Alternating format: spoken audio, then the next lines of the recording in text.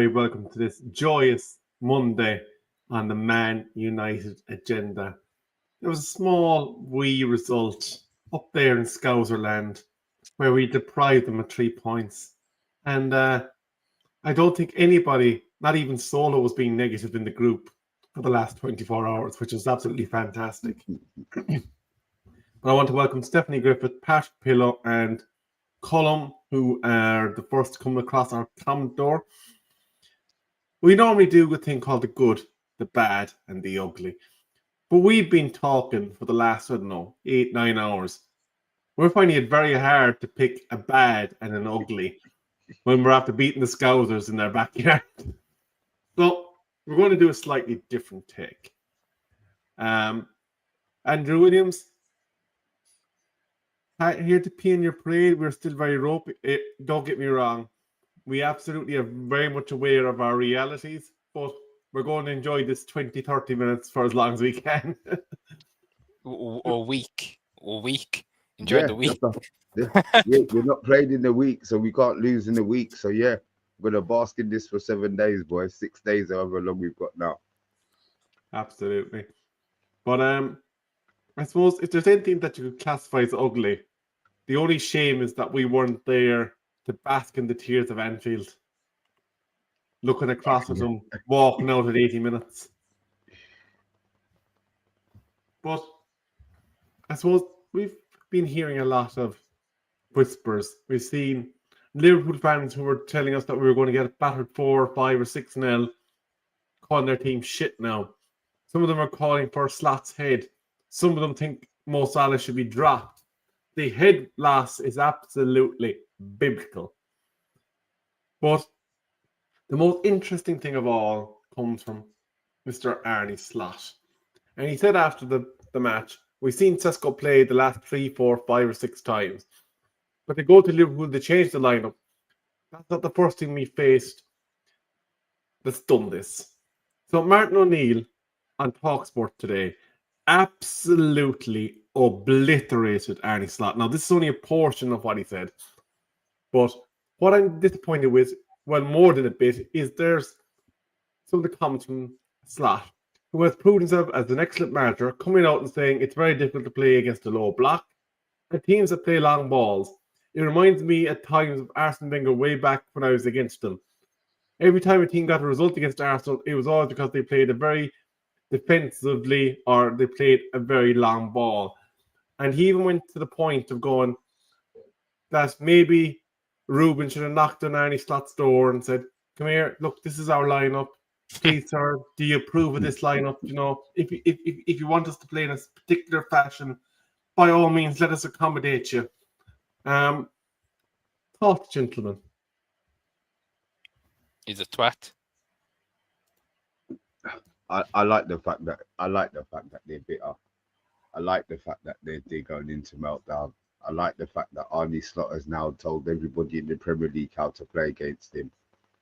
I'm glad that Amorim decided to alter the tactics that he used.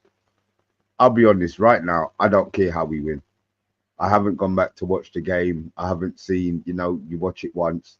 That's enough for me. We won the game. I don't have to be studying it for Opta. I don't have to be studying it for this. Maybe I have no idea how much shots they had. I had no idea I don't know how much possession they had. I don't care. It's about time that somebody else is now on the back pages of the newspapers for losing. I mean, the biggest meltdown is that we're the shittest Man United team in how much years. Fine. If that's what we are, that's what we are. We've accepted it as fans. So well, a lot of us have. We're just a normal team. We're not the championship team of the Fergie era when we used to go out and just expect to win. Right now, I'm just praying that we go on some sort of performance run, get the results and do what Liverpool did, stink out the place and get 5 in a row, get five wins in a row. Right now we need the points. Hopefully this is the springboard for a positive start to the season. I looked at the table and it's nice to be able to look up, and not look down. I'm looking at the table, and all I'm thinking is, if we lose, how much teams are going to pass us? It would be nice to. Brighton are below us. Brighton are actually below us, and people are saying, "No, we're going to struggle against Brighton." Okay, it would be nice for the teams below us to start worrying about coming to Old Trafford. I mean, we haven't been bad at home this season. If you really check it, we haven't really been bad at home.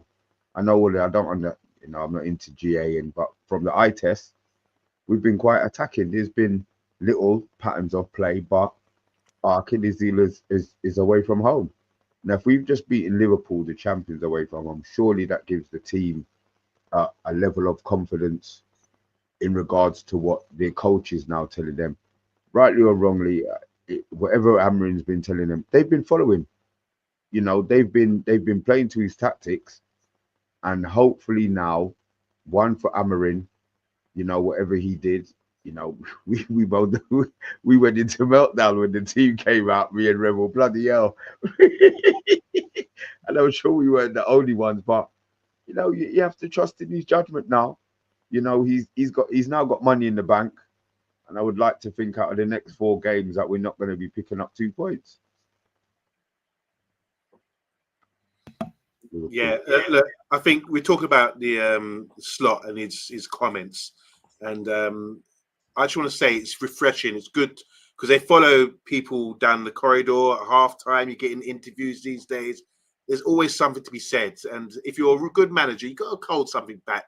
But I found he's a bit it's not arrogance, but it's just refreshing from Slot. And I'm not disrespecting him. I'm saying this is a positive for him, that he talks quite clearly and gives us more insight into management. Because most managers in the past have been guarded. You try to get something like Fergie, he would just tell you to get out of the press conference, that sort of thing. But what he said, I remember a few weeks ago, Kirkes was running around the park and tackling everybody. He got booked, and he took him off. And he actually said, "I took him off because due to the crowd, he would probably got sent off." And I thought, that's refreshing from Slot. It gives you insight. That's why he took him off. He made it public. He also, I remember Slot last season, I think it was, maybe against us, where he revealed how we play. He actually, I think it was against us. He said, when Man United play like A, B, and C, and we all the fans were cussing us like, he's just identified exactly how you play your football and broke it down. I thought, well, yeah, most pundits do that. Most guys in the pub can tell you that, but he's actually good. And I've always said it's good when Ole Gunnar Solskjaer, for example, never really taught tactics, I felt. And I think it's good that Benitez would. Rafa Benitez would. And I like that. And I've always think it's good that the manager will come out and say, all right, this is what we're doing. Like Pep would break it down. This is what we're doing. This is how we're playing. This is what we're going to counter and come up against and everything else.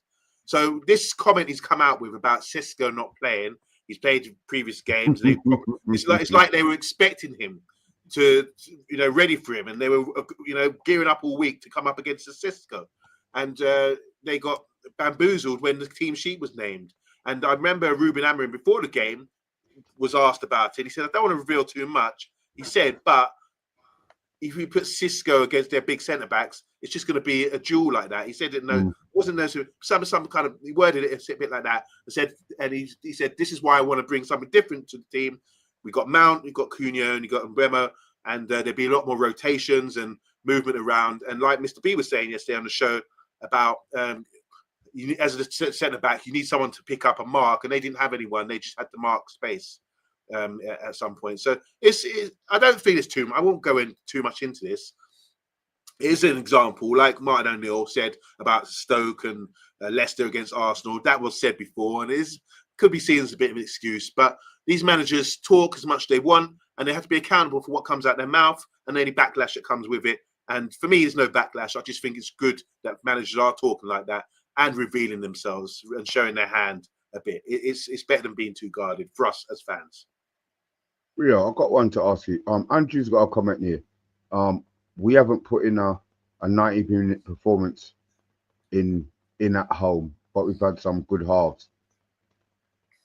Can you see maybe a 90-minute performance coming in,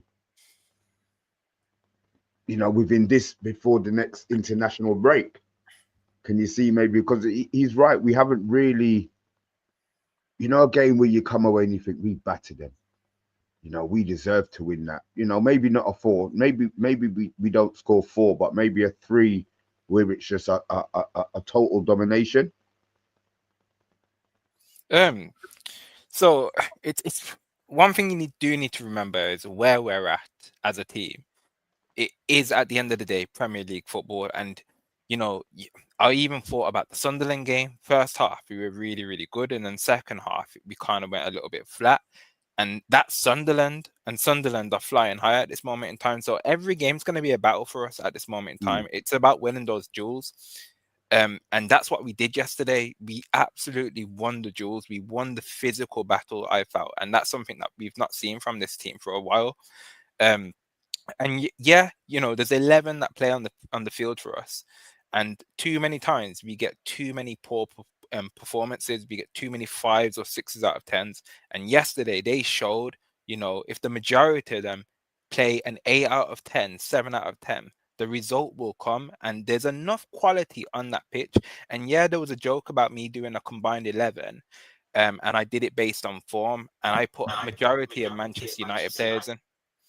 Based off that, that was purely because I knew the quality of our players. And to a man, if they can perform and when they want to perform, they are quality players. Going back to manager comments, Ruben Amorim after the game, and this was really refreshing because too many times we've had performances and wins like this where the manager will come out and kind of pull the wool out of over everyone's eyes and say, yeah, we played brilliantly, this, that, and the other. Amorim came out and said, you know what, we were a bit lucky. We didn't play the way I wanted to play. We didn't play brilliantly. And so he's taken that victory away and actually picked out the bones, and already he's thinking about what needs to be improved.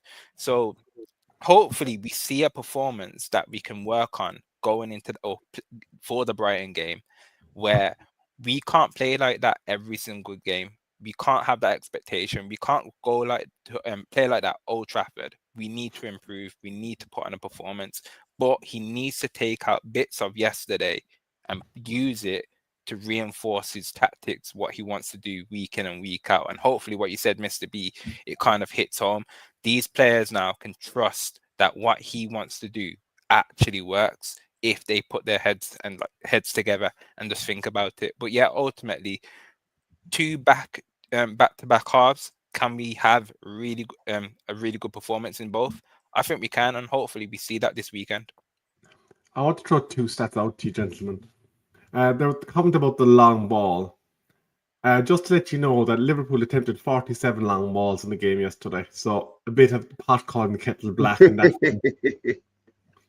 And the other thing is, De Ligt has the most wins in defensive duels of any defender in the Premier League this year. So your thoughts on both those? Case is rested.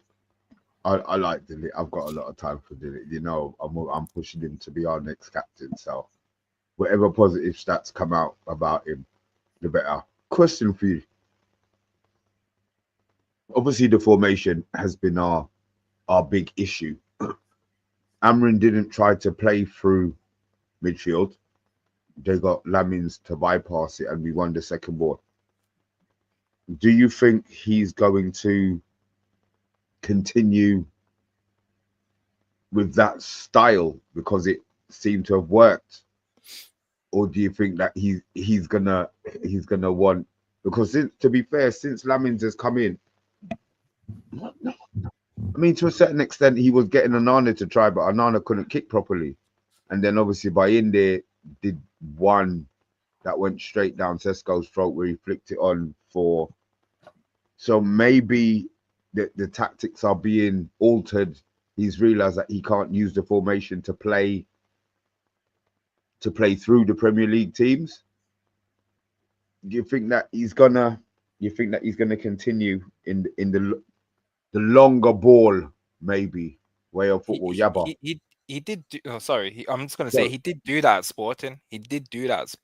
Like, he did incorporate a long ball kind of segment into the style of play. It's just been so long and it's been so deprived that we've not seen it. But yeah, Yabo, your thoughts on that, mate? Yeah, I think when you look at our team, you've got to have an all-round game. To be a good team, you've got to be complete in all areas. So you'll be able to adapt to different situations. So whether in today's football, a lot of teams play out from the back, we are able to do that. We're set up, we're well drilled. We know how to be positioned to play out from the back. But if you want to hit the ball a long pass, I don't like to say long ball. If you want to hit a long pass, we have guys who I think are wide target. There's a term called wide target men, and our two guys, Mbemo and Cunha, are definitely wide target men because it sticks. Mbemo and Cunha don't look tall, but the balance they have and the strength, they can hold it up really well. And sometimes you see balls played up to them, control, calm. And we've had the frustration of -9, Mr. B's favorite player, struggling to contain the ball, so we weren't able to do that. So I'm not saying Onana can't kick. I'm saying who's he kicking to with why it doesn't stick. So because we all know Onana's fantastic at his spraying the ball around the park. He's brilliant. I'm sure there'll be stories in the future about how he used to hit trees like Paul Scholes used to do in training. But he is. I'm not just disrespecting Onana. He can spray the ball, but who's he spraying it to? If he's playing in this team, I've seen Mbemo even last season with Brentford, and balls played up to him. This guy's only short. No strength. Hold up, hold it, chest control, kill the ball dead, and play from there. And then obviously, when you see teams today, like you said about modern football, teams will sacrifice and try and press you and get, and you get 5, maybe 6 players pressing in your half, one ball over the top, and suddenly it's happening. Do you see what I'm saying? So you have to be open to more opportunities, more options. You can't just say we're playing one way, that's it. Whether it's instinct or whether you decide you're going to do it before the game and prepare for a certain team, when you've got the caliber of players that can do that, do both sides of it, whether it's playing out for the back or hitting long passes, then you become a more complete team. And I think that's what we're looking at right now with Man United. Yeah, I suppose. Sorry, go on, Rebel. I was just going to say, I suppose, with the long ball and the way it's been played, obviously it's going to long pass.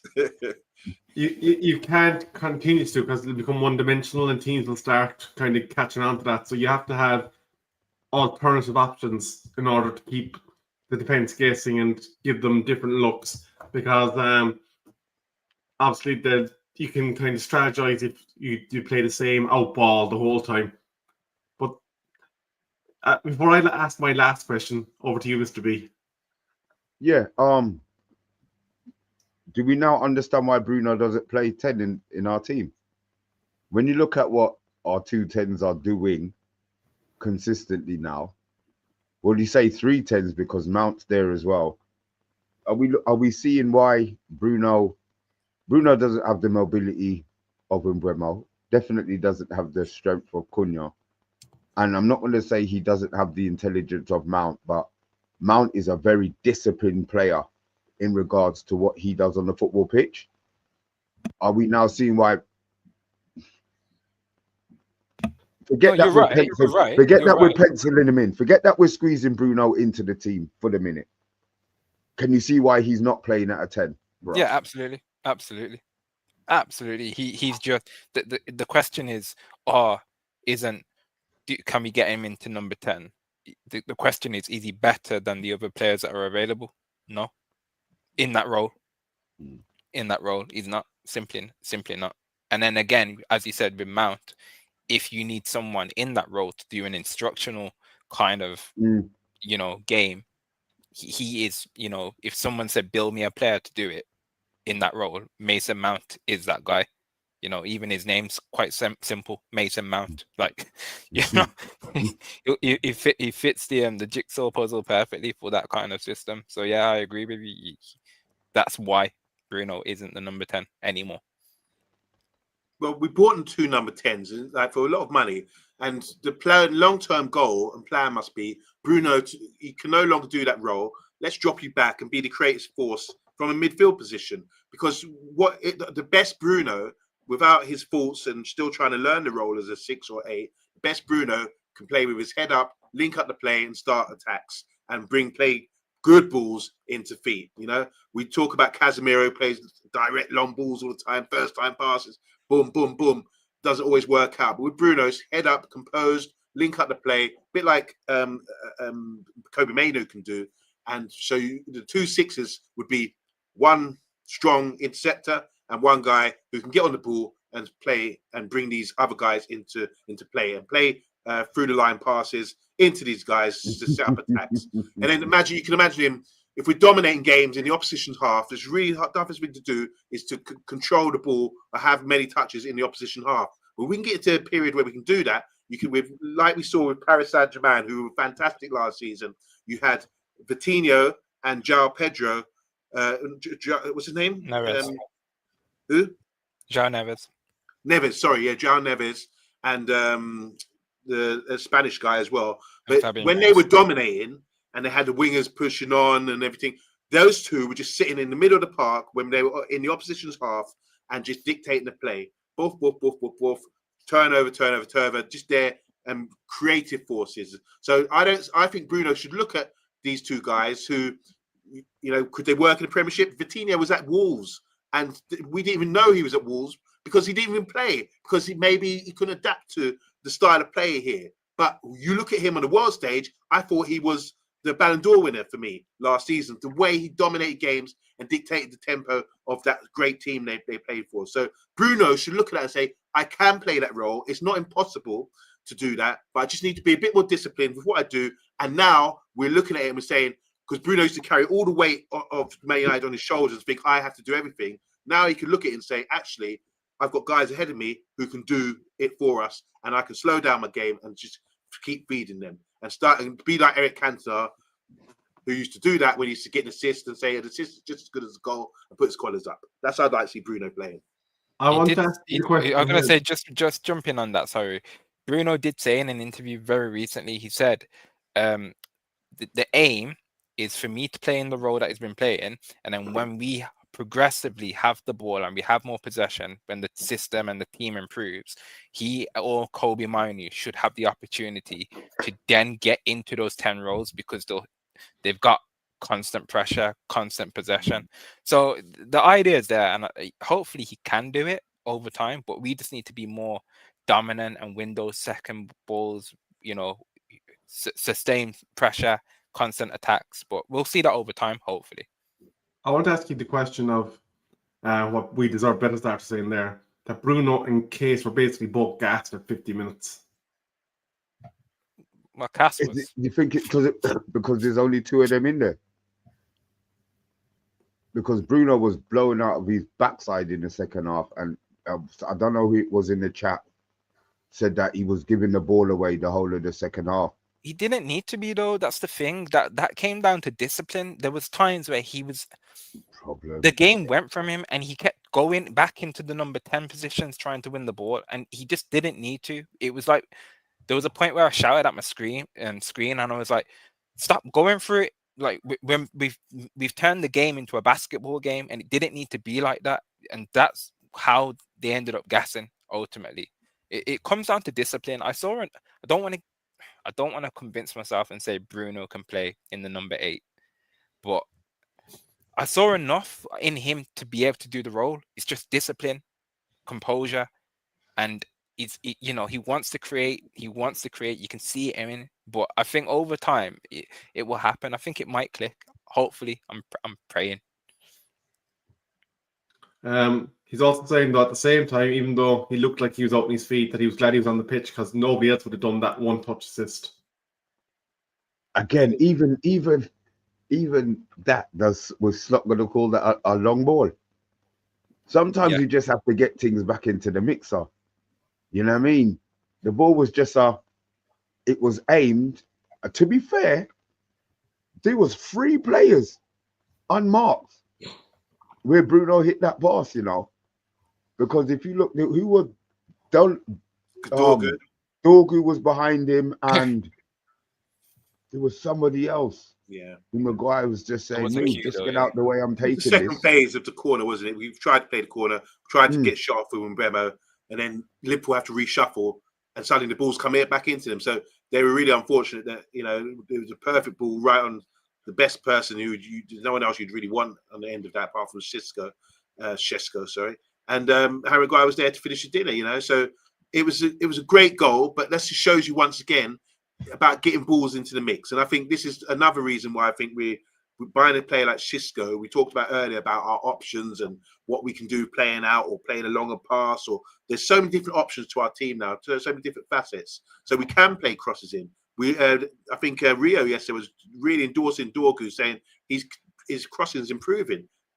Good timing, because we've got someone we can cross it to now, whereas in the past we didn't really have that guy apart from when Zlatan was there. So we had that threat there again. So it's all about having different arsenal to hurt a team, whether it's Acuna on the ball. Look at Acuna and Bremo, very different players, and Bremo's sort of guy would run, like he did off the ball and get into positions and run beyond defenders to get in positions like he did to score a goal. And then you got a guy who pick up the ball like Bremo, and you have to deal with his attributes, which is strength. And look how many times, I've seen some footage, highlights of him, what he did keeping the ball when we really need someone to keep hold of the ball. It's amazing what he can do, So they're two different players, but they're two different facets to the play, which can really help us as a team when we know their strengths and weaknesses. And that going forward, I just think we've got so much ammunition now and so much thing. Just going back to like traditional number 10s, we grew up on number 10s being Maradona, Platini, Del Piero, Totti, playmakers who everything comes through them. In the Premiership today, you're seeing Eze. He's effective. He's big and strong, and he can carry the ball. You're seeing now with our two guys, and Bremo and Cunha, big and strong guys, physical, with a bit of talent as well. Who can do a little something in the final third. So it's like that. The days of that number 10 Verts player, Liverpool bought, who's everything comes through them. They're getting munched out here like Pac-Man, because the Premiership is just too physical, too much for them. So I'm really pleased to see that we've bought the right clientele, the right identity of player to suit this league. It's actually interesting. Since Air Sesco arrived, it seems like Harry Maguire's leap has increased by about a foot or two, doesn't it? Maybe training. Imagine the training sessions. Rather than looking at each other, the bunny hopping. I can jump higher. I can jump higher. No, I can jump higher. Just holding shoulders. I've got another one for you. Was yesterday Ahmad's best game for us this season? Oh, this season, yeah. Yeah. So far. And the yellow card is bullshit, by the way. Yeah, that was a joke, really, wasn't it? A yellow card. Sometimes I know people get booked for follow through with your studs up, and the intention of everyone who's played football, if you intended to hurt that guy, and he wasn't. He just said, right, we're against it right now. I'm going to make a really good tackle and pinch the ball, and get the fans up and give us a bit of relief here, because that's what was needed at the time. He'd done it brilliantly, and to get a booking, he was just like saying to the ref like that. I like his attitude, because he wasn't like F you. He was just like he's like laughing and saying, "What, are you serious?" And in hindsight, since then, even Liverpool fans would say that you can't, once you take that out of the game, everyone's in trouble. You can't even go to ground. It's ridiculous. So yeah, well done to Ahmad. And I do think, by the way, that was his best game, considering, as we discussed it yesterday, playing in that position, which is alien to him, but he's doing a good job, and he performed against a really hot Gakpo, and had him on lock and chain. You know how I had my doubts about him all season? I was waiting for a game. I was waiting for a performance. Yesterday, that was it for me. So you'll get no more Ahmad slander from me going forward until he does a bad pass against Brighton, and then So the Ahmad slander stops. The Maguire slander stops for a bit. Dallo. No. Oh. He's fallen off a cliff. Even yesterday, in a game that we won, where everybody played, I would like to give everybody above average marks. He still stacked the place out, my opinion. Do we have a problem with Dallo? Yes.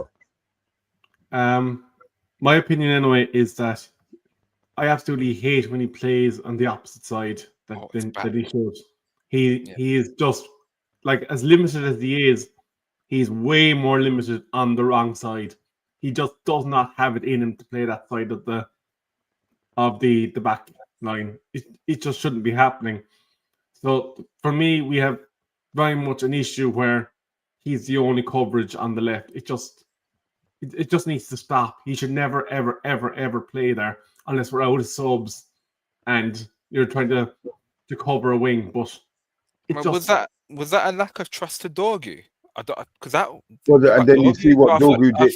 I thought that was a lack of trust to Dorgu, which annoyed me. And then, as you say, yeah, Dorgu comes on and was brilliant, but would he have been brilliant from the start? That's the thing. It's a tough one. It's a tough one. He clearly trusts Dallo. He's part of that group of trust, isn't he? Yeah, he's part of his yeah. You know, it really annoys me. Like, I haven't got an issue with Dallo. And a couple of times in the game yesterday where he got the ball high up the pitch and his first touch was poor and he's got that same move, step over push. You know, you can read him like a book. I'd love to play against him. Yeah, do it. Go on, do it. I'm ready for you, you know. Everyone's ready for him because in the final third, in that position, you want someone who's going to beat a man, get crosses in, get assists. And we rarely see that from Dallo, even when he's playing right back, that kind of thing. Amarin's biggest problem is he goes for experience over talent. No, I don't think that's a problem. I think that's let's just say this. Let's just say I'm going to put it to you. I'm not a Dallo lover, but I can see why he plays, and I'm happy he's on the team sheet. All right. Now, my thing, I've seen he was shit, he was shy, all this thing. Explain. If you get like, there's no point saying this. I hate when fans would say, "Oh, he's crap, he's rubbish." He's better than me. He's better than you. He's better than He's better than all these guys in the comments. Why are you sitting there on your sofa and saying he's shit? Give me some justification why he's shit, and then I can reason with you. Me? I'll tell you. Not you, sir. I know you're sitting on your sofa. I'm not talking to you, but I'm saying generally. I might get you to withhold your debating for Wednesday night, lads, because obviously the Coliseum is going to be back with episode 2 this Wednesday, so you might forget this. But I want to take us back to something serious, and because it's been a bone of contention in the media all day since it happened, and that is the head injury that was in the run-up.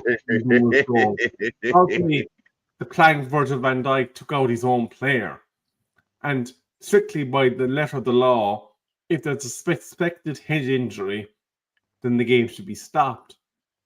Now, Oliver claims he didn't see it, and it looks like from some of the still frames, he couldn't have not seen it because he was looking directly at McAllister on the ground.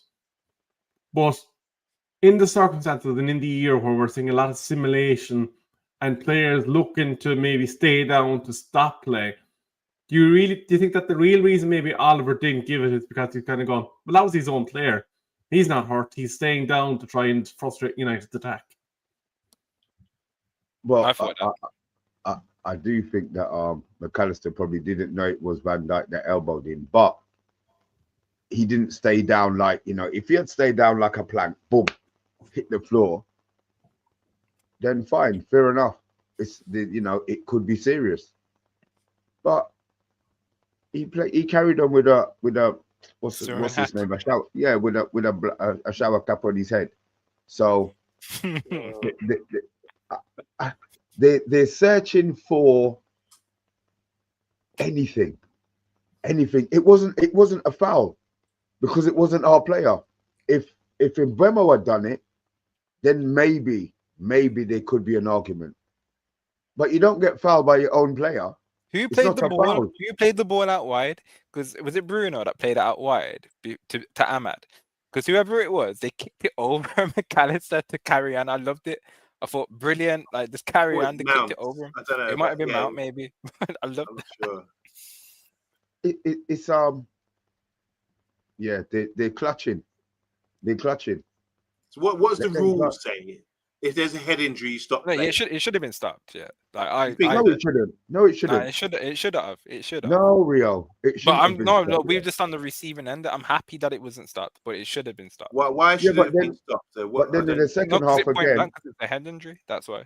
He was consistent though, because in the second half, somebody else went down, and he looked to see if it was a head injury, and it was one of our players. And he was down and play carried on. All right, it was our advantage, but he still carried on playing. So I don't see what the issue is. I honestly, I think it was his own player that hit him. Yeah, I'm with you, Mr. B. I think like he stayed down too long. Now, when I look at the injury, he got a bump to the head, an elbow in the back of his head from a big unit of a man who's Van Dijk. Now, I'm not saying it didn't hurt that much, but to go and put that stupid cap on, that's just a demonstration to say, that's my process to say, referee, you got it wrong, because I've got to have him to wear this cap now. And that he didn't need a cap. For a bump in the head, what's the cap going to do? Has he got concussion? No, do you see what I'm saying? Those caps, remember Peter Cech got his... It's a concussion cap. That's what, he had to wear a cap forever after that to protect himself. So unless will wear it next game every week now, if he doesn't wear that stupid cap, then he's capping. You know what I'm saying?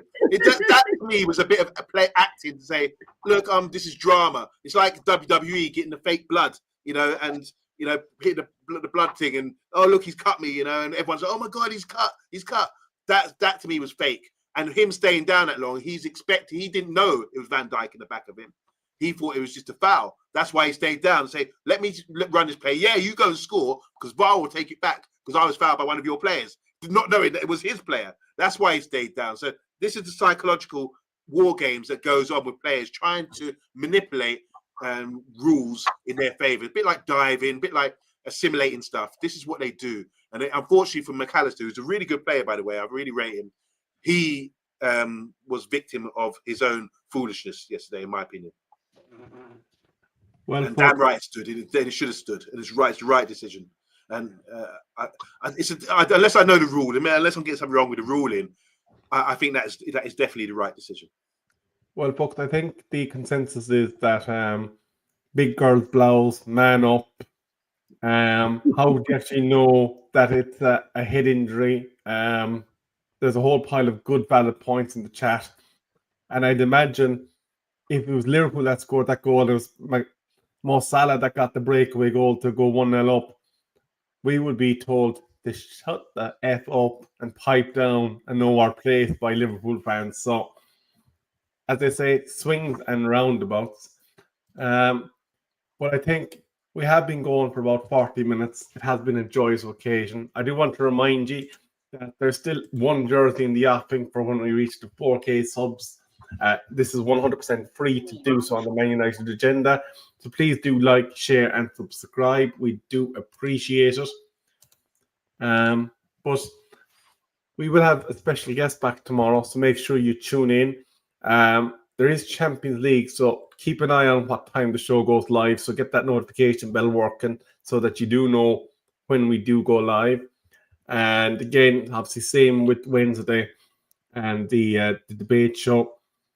And of course, if for any reason we do pre-record anything, we will let you know in the chat whether it's live or not. It's unlikely that we won't not be live, but just in the event that anything is kind of going wrong for us, we will let you know if it's a video rather than a live. Yeah, it's funny when the last time we did a record and Titanium was talking in the chat for a little while. He said nobody's answering. I wonder if this is the one.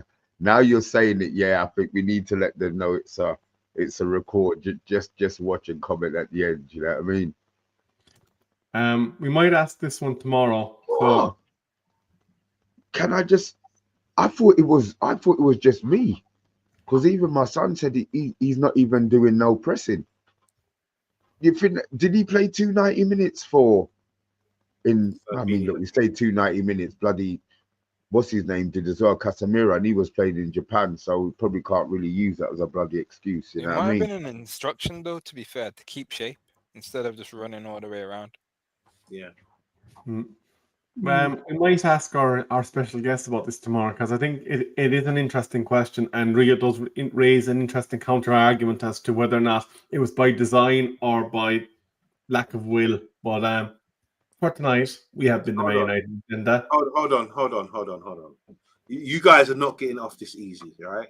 Let's just lay this one down. I have to say it. First of all, guys in the comments, you've seen the great intro we have.